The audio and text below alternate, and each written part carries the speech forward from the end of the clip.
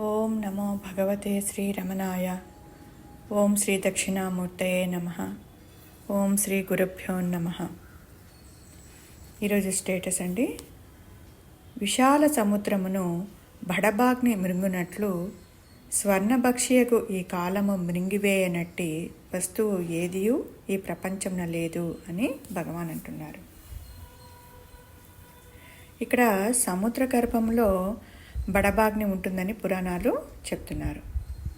బడబాగ్ని అంటే మంట దహించి వేయడం. ఇక్కడ కాలం గురించి చెప్తున్నారు. వర్తమానం లేకపోతే అక్కడ భూతకాలం కానీ భవిష్యత్ కాలం అని అక్కడ ఉండవు. వర్తమానమును బట్టి భవిష్యత్ కాలంలో ఉంటాయి. ఆది అంతం లేని ఈ అనంత కాలమును మనము వ్యవహార సౌకర్యం కొరకు 3 భాగాలుగా విభజించుకుంటున్నాము. అవి భూతకాలమని, వర్తమాన కాలమని, భవిష్యత్తు కాలమని అలాగా విభజించుకుంటున్నాము. కాలాన్ని ప్రవాహంతో పోల్చారు. ప్రవాహం వలె ఈ కాలం కూడా ఎడతెగకుండా సాగిపోతూ ఉంటుంది. వర్తమానం యొక్క తత్వమును తెలుసుకోకుండా భవిష్యత్తుల గురించి ఆలోచించడం అక్కడ వృధా అవుతుంది. కాలం అనేది ఒక తలంపు, ఉన్నది జ్ఞానం మాత్రమే. అంటే నువ్వు ఎలా ఊహిస్తే అది ఆ రూపంలో ఉంటుంది. దానికి కాలం అంటే కాలము, ఉనికి అంటే ఉనికి, ఏది అనుకుంటే అది అలాగా జరుగుతుంది. దానికి కాలం అని పేరు పెట్టి దినాలని, మాసాలని, సంవత్సరాలని అక్కడ విభజించారు. జ్ఞానానికి కాలంతో పని లేదు. కాలము సనాతనము, ఆద్యంతరహితము, శాశ్వతము, మార్పులేనిది. మనము వ్యవహారంలో మాట్లాడుకుంటున్నప్పుడు కాలం మారింది అంటాము. నిజానికి మారేది మన మనస్సు, అక్కడ కాలం కాదు. మన వాళ్ళు కాలమును ఈశ్వర స్వరూపంగా భావిస్తారు. గీతలో కూడా శ్రీకృష్ణుడు కాలోష్మి అన్నారు. అంటే నేను కాలరూపంలో ఉన్నానని చెప్పినారు. అంటే అంటే ఇక్కడ ఏమంటున్నారు? కాలోష్మి అన్నారు శ్రీకృష్ణుడు. కాలానికి రూపం ఉన్నదా అంటే ఇక్కడ విశ్వమే ఆయన రూపమైతే అది ఏకము, అవికారము అంటే మార్పు నందనేది కావాలను. అయితే ఇక్కడ నీవు చూడాలనుకునేటివన్నీ నాలో చూడన్నారు అక్కడ శ్రీకృష్ణుడు. అంటే ఆయన రూపము చూచేవాని కోరికకు అనుగుణంగా అక్కడ ఉందన్నమాట. దివ్య దృశ్యం అంటూనే ప్రతివాడు వాని దృష్టిని బట్టి దాన్ని అక్కడ చిత్రిస్తాడు. చూచేవానిలో అర్జునుడు తాను ఉన్నాడనమాట.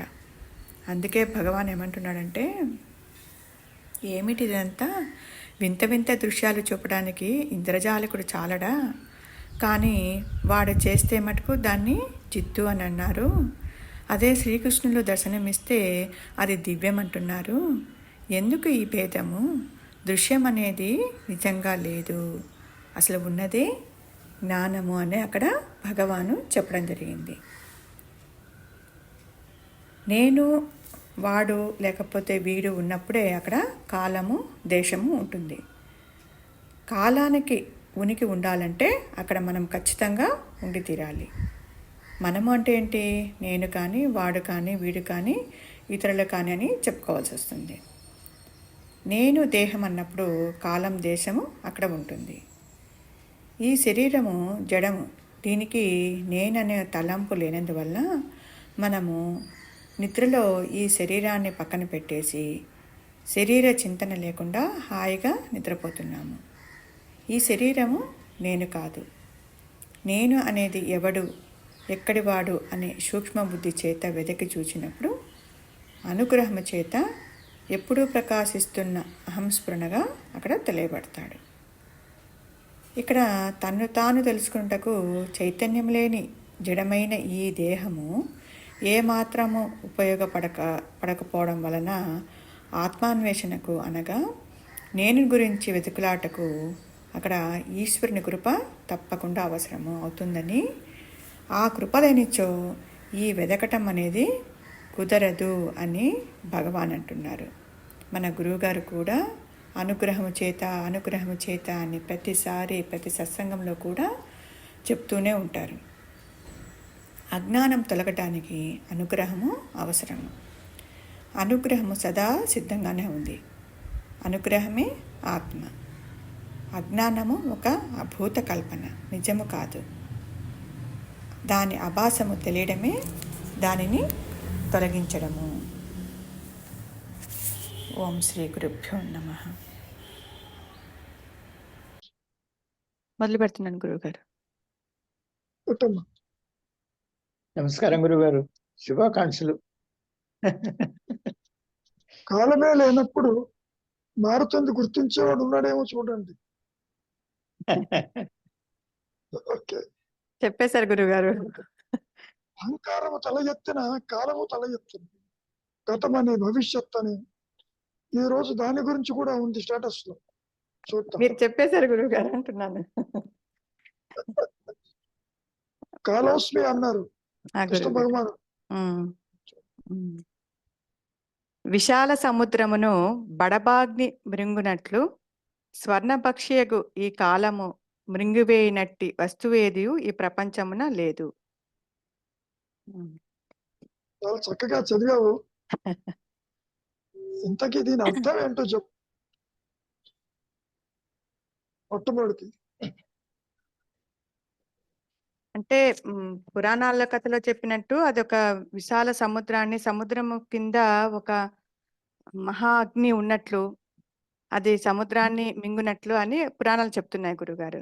దాన్నిగా తీసుకొని ఎలాగైతే అటువంటి విశాల సముద్రాన్ని అగ్ని ఎలాగా ఈ బడబాగ్ని మింగివేస్తుందో అట్లా మింగునట్లు ఈ స్వర్ణభక్ష్యకు అంటే ఇటువంటి కాలాన్ని, అంటే అనంతమైనటువంటిది, ఆది అంతము లేని శాశ్వతమైన ఈ కాలాన్ని మింగునేటి వస్తువు ఏది ఈ ప్రపంచంలో లేదు అని చెప్తున్నారు గురువుగారు.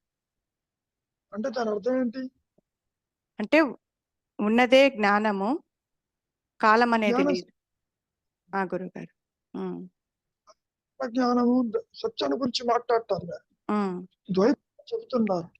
అంటే ద్వైతంలో మనసుతో చూసినప్పుడు కాలము, మనసుతో చూసినప్పుడు భూతకాలం అని, వర్తమాన కాలం అని, భవిష్యత్తు కాలం అని. ఈ అంటే ఇక్కడ మొట్టమొదటి సెంటెన్స్ ఏంటి?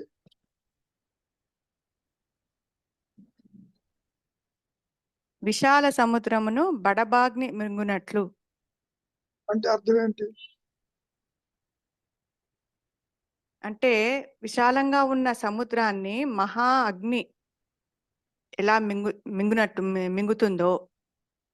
నేను ఈ విషయాన్ని పార్టీస్ లో చదువుకున్నా. గురుగారు, బడబాగ్ని అంటే ఆడగుర్రపు రూపేణ సముద్రంలో ఒక అగ్ని ఉంటుందిట. గురుగారు, అది సముద్రాన్ని మొత్తం హరింపజేస్తుందిట. అగ్నికి కనుక ఆజ్యము పోస్తే ప్రజ్వరిల్లుతుంది. ఇక్కడ ఎలా ఉంటుంది? ఇదంతా నీరు, ఆ నీరు ఆవిరైపోతుందని చెప్పడం. పంచభూతాలలో పృథివీ తేజో వాయురాకాశాదులలో అగ్ని వల్ల నీరు ఆవిరైపోతుంది, ఎంత విశాలంగా ఉన్నప్పటికీ. గురుగారు, అర్థమైంది గురుగారు. అంత పెద్ద నీళ్లు నీకు మేఘాలు నదులు ఎట్లా వచ్చినాయి? ఏ విధంగా వచ్చినాయి? ఆవిరైతేనే కదా మేఘాలుగా అయిపోయింది. మేఘాల నుంచి వర్షం అవుతుంది. సైక్లింగ్. అదే ఎక్కువైతే సముద్రమే అదృశ్యమైపోతుంది. గురుగారు, అది ఫస్ట్ సెంటెన్స్. సముద్రంలో దాగి ఉన్నటువంటి అగ్ని ఏదైతే ఉన్నదో అది అంత పెద్ద విశాలమైనటువంటి సముద్రాన్ని కూడా హరింపచేస్తుంది అని అర్థం. ఉమ్. అంటే తనలో వేసుకుంటుంది, హరింపజేస్తుంది. అందుకని ఇప్పుడు కూడా అమ్మ ఉమ్. భూమి లోపల సూర్యుడిలో ఉన్నట్టుగా మోల్టన్ అగ్ని ఉంటుంది ద్రవ రూపేణ. ఉమ్. అప్పుడప్పుడు బాల్కనస్ గురువు గారు. లోపల హై టెంపరేచర్స్ ఉంటాయి. సూర్యుడిలో ఉన్నట్టు దీంట్లో కూడా ఉంటుంది. ఓకే, ఆ విషయం పక్కకు పెడదాం. రెండవ సెంటెన్స్ ఏమిటి చూడు. ఒకటేమో అగ్ని, నీరు. గురువు గారు. నీరు ఎంత ఉన్నా అగ్ని పూర్తిగా హరింపజేస్తుంది. తర్వాత స్వర్ణభక్షియకు ఈ కాలము మృంగివేయనట్టి వస్తువేదియు ఈ ప్రపంచంన లేదు. అక్కడ ఒక పక్షుల గురించి మాట్లాడుతున్నాడు. ఏమిటా పక్షి? సర్వభక్షక, అన్ని తింటుంది అది. స్వర్ణభక్షి అన్నారు గురువు గారు. అవునమ్మా, అది పక్షి అంటే తినేదని. అదే. స్వర్ణభక్షి అంటే ఈ బంగారం కూడా తినేసి. ఎంతో విలువైంది గురువు గారు. అవును. అంటే తినేది. అది పక్షిగా ఉంది, అట్లా ఉంది, మనకు అనవసరం. స్వర్ణభక్షి. తర్వాత చూడు, స్వర్ణభక్షియకు ఈ కాలము కాలం అంటే టైం ఫ్యాక్టర్. ఏది ఏ రకంగా ఉన్నా కాలంతో అది అంతరించిపోతుంది. కాలము వాటిని హరిస్తుంది, తినేస్తుంది. ఏమా గురువు గారు. చాలా మందిని ఏమంటాము, కాలం చేశారంటాం. కాలం చేయటం అంటే తినేసింది. కన్స్యూమ్డ్ది ఇండివిడ్యువల్. గురువు గారు. ఏమా అవును గురువు గారు. అవును. టైం ఫ్యాక్టర్ అనేది ప్రతి దాన్ని తినేస్తుంది. ఏది శాశ్వతంగా నిలవదు ఈ ప్రపంచంలో. ఎన్నో కనపడుతూ ఉన్నాయి. ఏది శాశ్వతము కాదు. దేహం కావచ్చు, సంసారం కావచ్చు, బంధం కావచ్చు, ఆస్తిపాస్తులు కావచ్చు, బంధాలు కావచ్చు, ఇవన్నీ కాలక్రమేణా హరించుకుపోతాయి. రక్షించడం అంటే కాలము దాన్ని కన్స్యూమ్ చేసుకోవడం. కృష్ణ పరమాత్మ ఏమన్నాడు? పుట్టిన దానికి మరణము తప్పదు. పుడుతుంది, మరణిస్తుంది. ఎవరు చేస్తున్నారు? ఈ కాలం చేస్తుంది. కాలంతో ఇవి హరించుకుపోతాయి. కాలమే భక్షిస్తుంది అని అర్థం. చదువుకోసారి. స్వర్ణభక్షయకు ఈ కాలము మృంగివేయనట్టి వస్తువేదియు ఈ ప్రపంచమున లేదు. అంటే ఏంటి? శాశ్వతంగా ఏది ఒకే రీతిలో ఉండదు. ఇది నష్టమైపోతుంది. అందుకనే మనకు యుగాలు కూడా ఎగిరిపోతున్నాయి. త్రేతాయుగం అంటూ కాలంతో పాటు అవి కూడా హరించుకుపోతున్నాయి అని చెప్పటం. చివరి కంక్లూజన్ ఏంటి? తర్వాత చూడు. అదే గురుగారు. అంటే ఫస్ట్ సెంటెన్స్, విశాల సముద్రమును బడబాగి మృంగినట్లు స్వర్ణభక్షియకు ఈ కాలము మృంగివేయినట్టు వస్తువేదియు ఈ ప్రపంచంలో లేదు అని. అంతే గురుగారు. అటువంటి వేయనట్టి, అది నష్టముగా నష్టమత్వం లేదు. అన్నిటిని మింగుతుందని అర్థం. మృంగివేయనట్టి. Conserves everything um. whatever appears before you. ఆ గురువు గారు. ఏదేది నువ్వు చూస్తున్నావో ఉమ్. వీటిని కూడా కాలం అనేది హరించిపోతుంది. ఉమ్. ఇందాక చెప్పా కదా, వారు ఏమైనారు కాలధర్మం చెందారంటాము. ఉమ్. కాలానికి ధర్మం ఏం చెప్పటం, ఉమ్. Time fact. ఉమ్. ఆ టైం వచ్చి కన్స్యూమ్ చేస్తుంది. ఉమ్. ఆ గురువు గారు. పుట్టిన దానికి మరణము తప్పదు. ఎప్పుడు మరణము? ఈ కాలం, ఈ స్పాన్ లోనే ఉంటుంది. అవును. పుట్టుకతోనే మరణం కూడా ఉంటుందమ్మా. ఆ గురువు గారు. ఎప్పుడు వస్తుంది? కాలంతోనే వస్తుంది. కాలంతో అది పోతుంది. ఏది శాశ్వతం కాదు అని చెప్పదు. అందుకనే దీన్ని జగత్ అన్నారు. జ అంటే పుట్టడం, గత్ అంటే గతించడం. గతిస్తుంది కాబట్టి, కాలగర్భంలో కలిసిపోతుంది కాబట్టి దీన్ని అన్నారు. ఏమో అర్థమవుతుందా? అర్థమవుతుంది గురువు గారు. జగత్తు, ఈశ్వర భావనలు ఈ మూడు కూడా కాలం పాటు హరించిపోతాయి. అది నిలవదు. మరి ఏది నిలుస్తుంది? కాలానికి అతీతమైంది నిలుస్తుంది. నష్టపడకుండా నిలుస్తుంది. శాశ్వతంగా ఉంటుంది. ఏది అది? నీ స్వరూప జ్ఞానం. నేను ఉన్నాను అనేది కాలంతో పాటు కనపడిపోయేది కాదు అని చెప్పటం. జీవుడు కనపడిపోయినట్లు, జగత్తు కనపడిపోయినట్లు ఇది ఇట్లా ఉండదు అని చెప్పటం. అర్థమైంది గురువు. ఇక్కడ నేను కాలాతీతము, జ్ఞానము కాలానికి అతీతంగా ఉంటుంది. ఈ జీవుడు, జగత్తు, ఈశ్వరుడు దాంట్లో ఫిట్ ఇన్ కారు. అదే అహం స్ఫురణ. స్ఫురణమయ స్థితి తురీయము.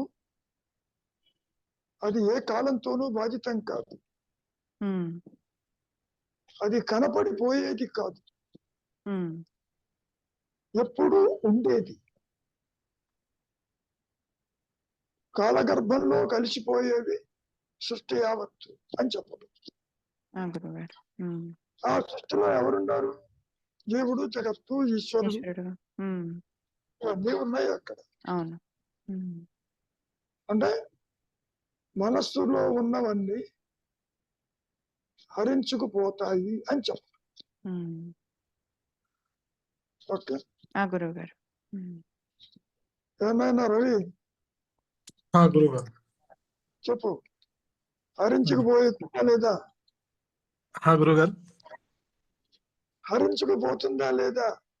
అన్ని అదే కాలగర్భంలో అంటారు కదా గురువు గారు, కాలగర్భంలో కలిసిపోతున్నాయని. అంటే అర్థమేంటి? అశాశ్వతము. ఇది శాశ్వతం కాదు. గురువు గారు, అంటే అదే ప్రతిదీ ఇప్పుడు మాట్లాడి ఈ సెకను కొంతసేపు అయితే మళ్ళీ అది కాలంలోకి కలిసిపోయినట్టే కదా గురువు గారు. అంటే ఇంద్రియములతోటి నీవు ఏది చూచినా, ఏది అనుభవించినా, దేన్ని గుర్తించినా అది శాశ్వతము కాదు. ద్వైతమంతా కాలంతో పాటు హరించుకుపోతుంది. మళ్ళీ తీసుకురాలేదు దాన్ని. ఇంకా తీసుకురావటం కాదు, అసలు లేదు. గురువు గారు, అంటే కాలగర్భంలో కలిసిపోతే ఏదైనా కాలంతో పాటు అది కూడా దాని లోపలికి, అంటే కాలం లోపలికి తీసేసుకుంటుంది. ఇంకా మళ్ళీ దాని వెనక్కి తీసుకురాలేమని. ఏదైనా వస్తువు అయినా సరే అది ఇక్కడ గతము, భవిష్యత్తు, వర్తమానము అంటూ మనం కాలం చెప్పుకుంటాం. గురువు గారు. గతంలో గతించిన వాళ్ళు తిరిగి రారు. అవును. భవిష్యత్తులో రాబోయే వాళ్ళు కూడా తిరిగి రారు. ఏనానా? గురువు గారు. ఈ కాలం నీకు ఎప్పుడు ఏర్పడింది? దేహాత్మ బుద్ధి జనిస్తేనే కాలం ఏర్పడింది. కాబట్టి దేహాత్మ బుద్ధి ఉందేమో చూడు, మాయా నేను ఉందేమో చూడు. అది లేకపోతే నీవు శాశ్వతుడివి అని చెప్ప. అందుకనే మనోమూలము, ఆలోచన మూలము, జీవుడు, జగత్తు, ఈశ్వర భావనలు ఒకేసారి ఉద్భవించి ఒకేసారి అంతరించిపోతున్నాయి. అంటే ఏంటి అర్థం? కనపడిపోయేవి ఈ ప్రపంచంలో కాలంతో పాటు నష్టమైపోతున్నాయి. కానీ ఆత్మ మాత్రము, నీ సహజత్వం మాత్రము కాలధర్మానికి అతీతంగా ఉంటుంది. అది శాశ్వతము, అది కనపడిపోయేది కాదు అని చెప్పడం. గురువు. అంటే ఏదైనా ఆధారపడిన వస్తువు అన్ని ఏదైనా సరే అది కాలంలో కలిసిపోవాల్సిందే. కానీ శాశ్వతమైనది మాత్రం దానికి సంబంధం లేకుండా ఉన్నది. దానికి కాలాలు ఉండవు కదా గురువు గారు. అందుకని కాలానికి అతీతమైంది, ద్వైతానికి అతీతమైంది, అవస్థలకు అతీతమైంది, వాక్కులకు అతీతమైంది, అవస్థలకు అతీతమైంది. ఏమిటి? అహంస్ఫురణ. ఉన్నానన్న ఎరుక. ఆ ఉच्चతర శక్తి ఏదైతే ఉందో అది కాలాన్ని హరించలేదు, కాలాన్ని హరించలేదు.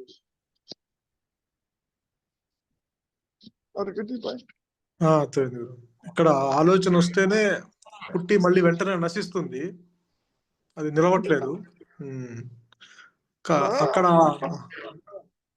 అహంస్ఫురణలో మాత్రం అంటే అది కాలము అంటే ఇక్కడ మనకి వర్తమానము, భవిష్యత్తు, ఇది గతము, ఇవన్నీ మనం చూస్తున్నాం కదా గురువు గారు. కానీ అహంస్ఫురణగా ఉన్నప్పుడు, అహంస్ఫురణలో ఆత్మస్థితిలో అట్లా చూస్తున్నావు. దేహాత్మ బుద్ధి జనిస్తేనే మనస్సు బయటికి వచ్చింది. అప్పుడు డేట్ ఆఫ్ బర్త్ అంటావు, కథం అంటావు. ఇంకా చెప్పాగా 1940 అంటున్నా. అట్లా చెబుతున్నావు. Mind projects the time. కాబట్టి మనస్సు తల ఎత్తిన, అహంకారము తల ఎత్తిన, సర్వము తల ఎత్తును. కాలం అనే ఆస్పెక్ట్ వస్తుంది అక్కడ. అంటే ఆ కాలానికి సంబంధించిన ఆ విషయ జ్ఞానం ఉంది కాబట్టి దాని అట్లా ఆలోచిస్తుంది మనసు. అంతేనా గురువు గారు? జ్ఞానం దీనికి లేదు, దీనికి లేదా? దీనికి తెలియదు. మహర్షి ఏమంటున్నారు? Yesterday now, today now, tomorrow now, now is the reality అన్నారు. అంటే ఇక్కడ రాత్రి పగలు చూస్తున్నాం కదా గురుగారు. అంటే ప్రకృతిలో ఆ మార్పు మనం ఇక్కడ గమనిస్తున్నాం, రాత్రి పగలు అనేది. అంటే అర్థం ఏంటి? శాశ్వతం కాదని. మారుతున్నది శాశ్వతం కాదు, మార్పు లేనిది శాశ్వతం. సరే, అంతవరకు దేనికి? నిద్రపోతున్నావు, కాలం యొక్క కదలిక తెలుసునా నీకు? తెలియదు. నిద్ర నుంచి మెళుకు వచ్చేదాకా ఎంతసేపు నిద్రపోయావో తెలియదు. సో నీ సహజత్వము ఈ కాలానికి అతీతము అని చెప్పటం ఇక్కడ. నిద్రలో ఉంది నీ సహజత్వమే కదా. కాబట్టి ఆత్మస్థితి కాలానికి అతీతము, కాలంతో పాటు అది హరించుకుపోదు అని చెప్ప. శాశ్వతము అంటే అది. ఏమైనా గురువు కానీ కాలము అది చాలా అంటే మాయలో అది దానికి ఒక ఇంపార్టెన్స్ ఉంది కదా గురువు గారు. అంటే మరి ఆత్మస్థితిలో అంటే కాలము ఎందుకని అంటే అక్కడ తను తాను తెలుసుకుంటూ ఉంటుంది కదా గురువు గారు. తెలుసుకున్నప్పుడు అక్కడ టైం ఫ్యాక్టర్ లేదుగా, అనంతంగా ఉందిగా, పరిధి లేక ఉందిగా, కనబడిపోయేది కాదుగా.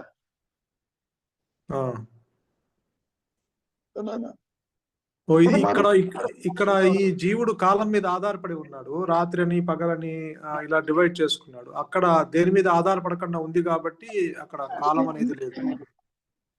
దేహం పుట్టుకని అనుకుంటున్నావు. దేహానికి డేట్ ఆఫ్ బర్త్ ఇచ్చావు. డేట్ ఆఫ్ బర్త్ కూడా ఉండి తీరుతుంది దీనికి కాలంతో పాటు.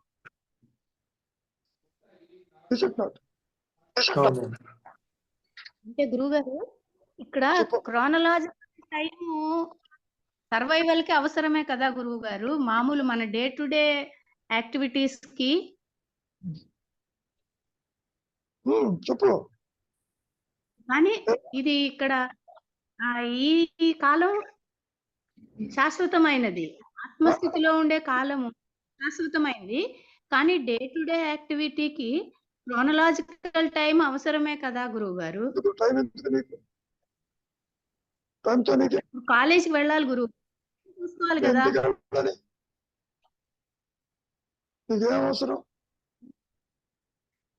అంటే నేను కాదు గురువు గారు, జనరల్ గా ఇప్పుడు ఏదైనా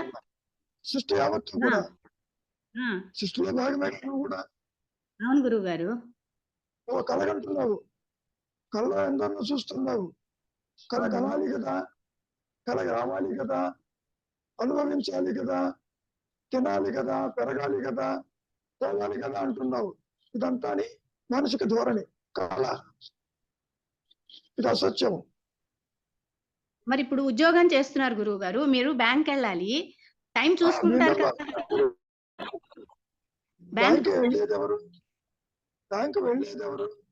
మరి వెళ్ళి ఉద్యోగానికి వెళ్ళాలి కదా గురువు గారు, అప్పుడు టైం చూడాలి కదా అంటున్నాను. ఇద్దరు విషయం వదిలేయండి గురువు గారు. ఇప్పుడు మామూలుగా వేకింగ్ స్టేట్ లో క్రోనలాజికల్ టైం అవసరమే కదా. లేదమ్మా, లేదమ్మా. దేహాత్మక వ్యక్తులు అనుకుంటే కనపడుతున్నాయి. నువ్వు ఆత్మగా నిలిచినప్పుడు ఉండవమ్మా. తెర మీద బొమ్మలు ఎన్ని పడ్డా తెరని బాధించవు. అవును గురువు గారు, కానీ జాగ్రత్త స్వప్న. ఈ జాగ్రత్త అవస్థలో నువ్వు బ్యాంకు పోతున్నావు, డబ్బులు దాచేస్తున్నావు, తింటున్నావు, పెరుగుతున్నావు, నశిస్తున్నావు. ఇదంతా ఎక్కడ జరుగుతుంది? తెర మీద జరుగుతుంది. తెర అంటే జరుగుతుంది. ఇది అవసరం అంటున్నావు. ఎందుకు అంటున్నావు? తెరలో బొమ్మగా చూస్తున్నావు నువ్వు. తీరా విచారిస్తే ఆ వ్యక్తిత్వం ఉందా చూడబోతే లేదు. నువ్వు నిద్రపోతున్నప్పుడు ప్రాపంచిక విషయాల గురించి ఆలోచించావా? లేదు. ఎందుకని లేదు? క్రోనలాజికల్ గా ఉంది కదా అంటున్నావుగా. అక్కడ ఆలోచన రాహిత్యంతో ఉంది కాబట్టి, వృత్తి రాహిత్యమై ఉన్నాను కాబట్టి. వృత్తి రాహిత్యం కాదు, నీ సైజంలో ఉన్నావు. కరెక్టే గురువు గారు. ఓకే. నీవుగా నిద్రలో నిలిచినప్పుడు ప్రపంచం గురించి, బాధ్యత గురించి, టైం గురించి నువ్వు ఏమన్నా ఆలోచించావా? లేదు. అంటే జాగ్రత్త అవస్థలో కూడా ఇప్పుడు ఈ క్రోనలాజికల్ టైం అవసరం లేదంటారా మీరు? అసలు దాంతో నీకేం పని? నీవుగా ఉంటే టైంతో నీకేం పని? అంటే మరి అది ఎలా తెలుస్తుంది గురువు గారు? ఇప్పుడు వెళ్ళాలి ఉద్యోగానికి, టైం ప్రకారం ఉద్యోగం చేస్తున్నాను. నువ్వు చేస్తున్నావా మాంటున్నావా వేరే విషయం. నీకు ఎందుకు తెలియాలి? అసలు నీవు ఒక పనిముట్టివి. నిన్ను హయ్యర్ పవర్ నడిపిస్తూ ఉంది. ఏ టైంకి లేవాలి అంటే ఆ ఉच्चतर శక్తి టైం అంటారా? నీకు టైం అయింది వెళ్ళు అని. లేకపోతే నీకు ఆలోచన రాదుగా. ఓకే. నీ కర్మ ప్రకారం నీ ఆలోచనలు వస్తున్నాయి. నువ్వు అవును. చెయ్యాలి, పరిగెడుతున్నావుగా అటు ఇటు అవును. కోరికల చేత, బంధాల చేత. నేను ఇప్పుడు నువ్వు కోరికలు బంధాలు కాదు గురుగారు. ఇప్పుడు మనం ఉద్యోగానికి వెళ్ళాలంటే టైం ప్రకారం వెళ్ళాలా లేదా? వెళ్ళాలి. వెళ్ళకపోతే మరి మహర్షి ఏం లైవ్లీహుడ్ చెప్పాడు? శంకరుడు అంటే ఆ ఏం ఉच्चतर చెప్పాడు? శక్తి మనకి నాశనం చేస్తుందంటారా? ఆ శక్తి ఏం చేస్తుందో నువ్వు కనిలిస్తే తెలుస్తుంది. నువ్వు ఎంతసేపు చీకట్లో మాట్లాడుతున్నావు, దేవతముతో చూస్తున్నావు, ఇది చెయ్యాలి కదా, ఇది ఉంది కదా అంటున్నావు. ముందు నీవెవరివో తెలుసుకో, ఆ తర్వాత నువ్వు ఎవరు ఏం చేస్తున్నారో తెలుస్తుంది. రమణ మహర్షి ఏమన్నారు? పరమేశ్వరుడు జీవులని వాళ్ళ కర్మానుసారంగా ఆడిస్తున్నాడు. అవును గురువు గారు. నువ్వెందుకు మరి అవుతావు? ఆడించే నాయన ఓకే. నిన్ను ఈ పని చేయి, ఆ పని చేయి, ఈ దుఃఖం అనుభవించు, ఈ సుఖం అనుభవించు, నీ ప్రోగ్రాం ప్రకారం. ఓకే. నీ అంతటి నువ్వు ఒక్క పని చేయగలవా? చేయలేం గురువు. కారణం ఆ ఉच्चतर శక్తిలో నీ ఒక పనిముట్టివి. ఆ గురువు గారు. కాబట్టి నువ్వు అర్థం చేసుకోవలసింది, నీవుగా నిలిచి ఉండు. కాలంతో నీకేం పని, ఓకే. బంధాలతో నీకేం పని. ఆ గురువు గారు అర్థమైంది. చెప్పండి శ్రీనివాసరావు గారు, ఇంకేమన్నా ఉందా కాలంతో పాటు?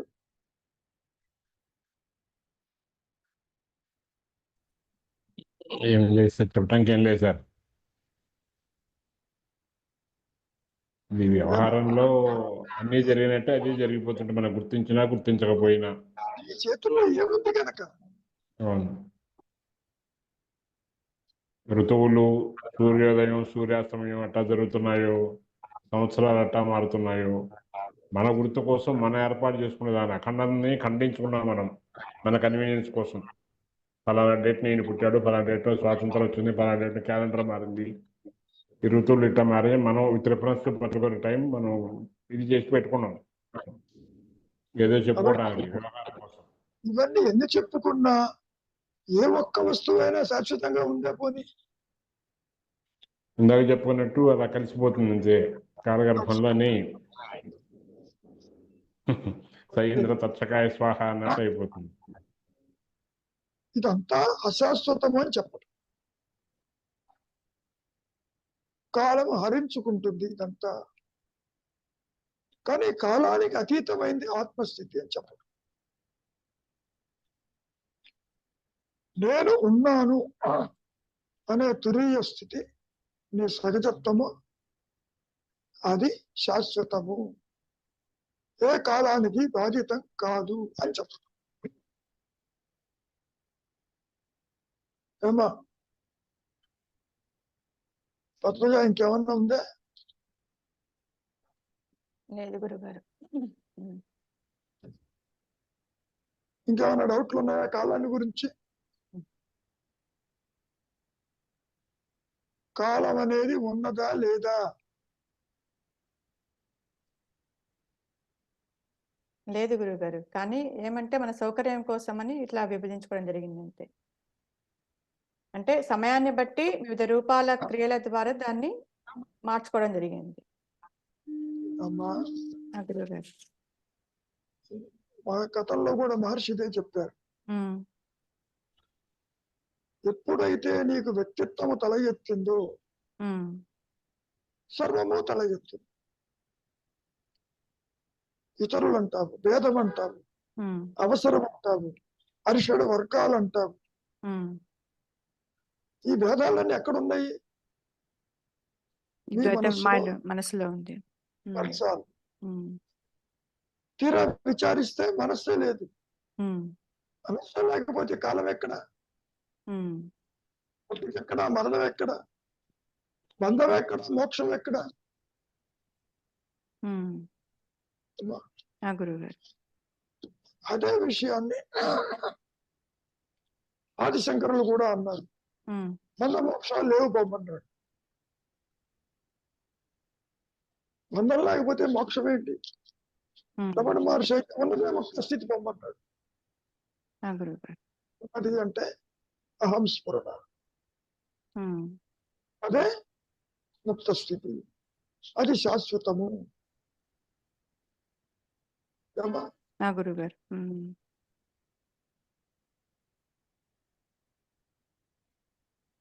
చెప్పు నాయన రవికుమార్. గురువు గారు. ఇంతకీ కాలం ఉందా లేదా? కాలం లేదు గురువు గారు. దేహాత్మ బుద్ధి వస్తేనే కాలం వస్తుంది.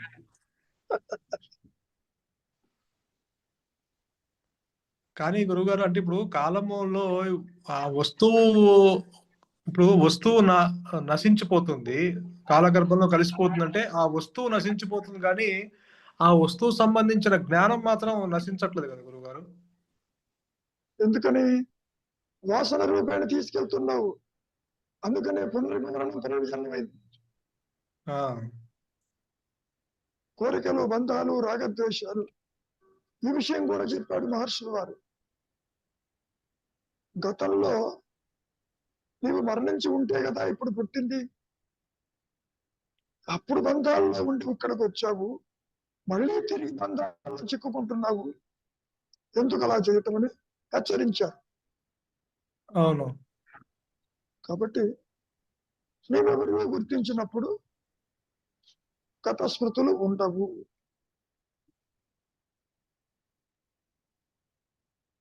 కాసేపు నిద్రపోతేనే అంతా ఎగిరిపోయింది, ఒకటే నేను ఉంటుందిగా, రెండు నేను లేవుగా. గురువుగారు. అవునవును. ఎందుకంటే ఇప్పుడు దేహం రాలిపోయినా ఆ దేహానికి సంబంధించింది మళ్ళీ దానికి సంబంధించిన మళ్ళీ మనము ఏదో పిండ ప్రదానము తద్దినము ప్రతి సంవత్సరం ఆ జ్ఞాపకం చేసి దానికి సంబంధించిన ఆ విషయ జ్ఞానాన్ని మళ్ళీ మనం తీసుకొస్తున్నాం కదా. కాలంలో కలిసిపోయిన ఆ దేహం నువ్వు దేహానికి చేయటంలే, దేహాన్ని చేయట్లే. అవును, చేయటం లేదు. ఈ మాట కూడా మహర్షి అన్నారు. ఆ జీవుడు నీ పిండం గురించి ఎదురు చూస్తాడా? వాసన జన్మ ఎత్తుంటాడు, వాసన రాహిత్యం అయితే జన్మ లేకపోమన్నాడు. మరి ఎందుకు చేసుకుంటున్నావు అన్నాడు. చారటం అంటే ఏది ఉండదు అన్నాడు. ఇప్పుడు ఒక నిద్రపోతూ ఉంటాడు, వాడి తల్లి భార్య చేస్తుంది, ఇద్దరు తింటాడని తింటాడు వాడు. చెప్పనైనా గురువు గారు, నిద్రలో వాడు తింటాడా? తినడు గురువు గారు. తాత్కాలిక మరణం అది. తింటాడు. నువ్వు అనుకుంటున్నావు వాడు ఇంకా ఉన్నాడు, ఎక్కడో తిరుగుతూ ఉంటాడు, ఇవన్నీ చేరతాయి, అది చేరే ప్రసక్తి లేదు పోమంటాడు. గురుగారు. కానీ ఈ మూఢనమ్మకాలతోటి నువ్వు చేసుకుంటూ పోతూ ఉంటావు కొత్త లోకాలని. అవును, అది ఇందాక అదే అనిపించింది. అంటే కాలగర్భంలో వస్తువు నాశనం అయిపోతుంది, కాలగర్భంలో కలిసిపోతుంది, కానీ జీవుడు మాత్రము దానికి సంబంధించిన జ్ఞానాన్ని మాత్రం ఎప్పుడప్పుడు తీసుకొని బయటకు వస్తున్నాడు, అది కలిసిపోయినా సరే. ఎందుకు వస్తున్నాడు? వాసన మిగిలి ఉంది కాబట్టి. ఇంకు కట్టిన గుంటికి ఇంగు హరించుకుపోయిన వాసన ఉందిగా. దేవుడు రాలిపోయినా ఇంద్రియ వాసనలు, శాస్త్ర వాసనలు పట్టుకుని మళ్ళీ ఇంకో యాడ్ తీసుకుంటున్నాడు.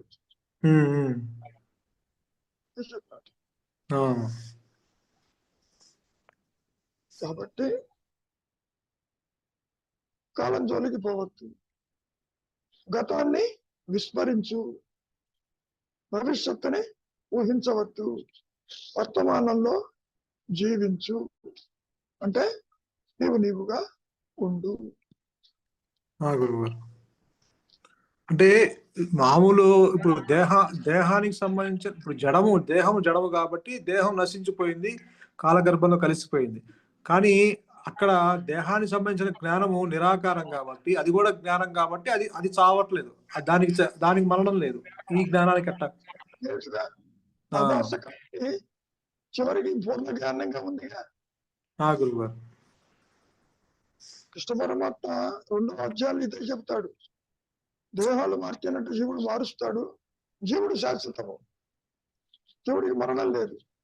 అంటే పరిమితమైన జ్ఞానానికి మరణం లేదు, పూర్ణ జ్ఞానానికి మరణం లేదు. Very simple. ఎందుకంటే రెండు జ్ఞానమే కాబట్టి, అంటే జ్ఞాన జాతే కాబట్టి. ఎప్పుడైతే పరిమితమైన జ్ఞానము బంధరహితమై నిలిచి ఉందో అది ఆత్మగానే ప్రకాశిస్తూ ఉంది. ఒకటే గురువు గారు. దీన్ని బట్టి జ్ఞానానికి మరణం లేదు. Very simple. జ్ఞానం అంటే ఆత్మ, ఆత్మ అంటే ఆంస్మరణ. నాది దేహం అనే మాయానేనుకి